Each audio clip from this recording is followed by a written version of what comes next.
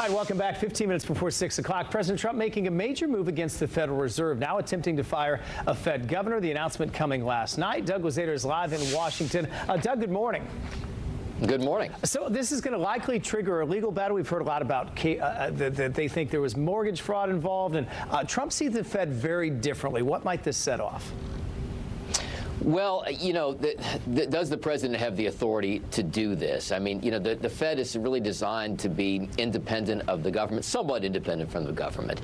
They are appointed by the president. There's a confirmation process.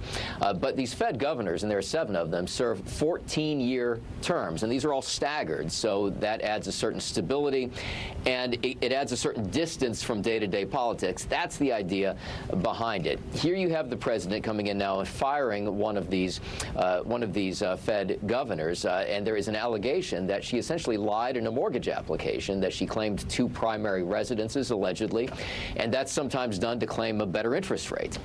So we'll see where that investigation goes. Is that sufficient grounds for dismissal? That's something the courts may have to decide. Yeah, that's the big question right now. Doug, I'm looking at Fox 5's page right now. They talk about D.C. courts seeing a surge in cases since this crackdown in D.C. D.C.'s now gone 12 days without a homicide. That number jumps out also.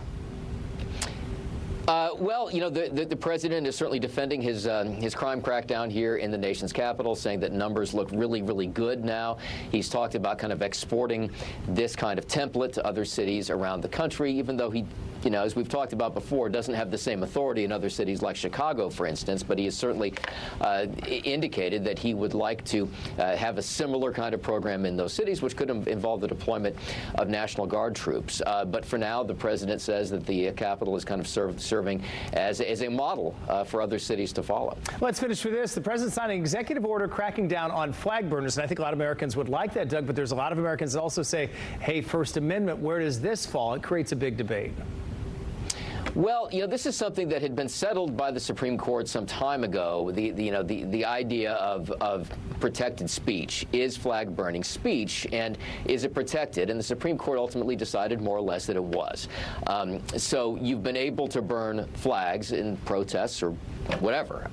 But this takes a little bit of a different tack, saying that it would incite violence or incite anger, that kind of thing.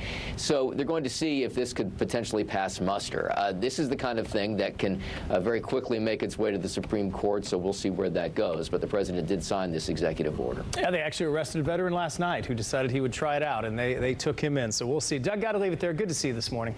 Thank you. That is Doug Luzader live in Washington.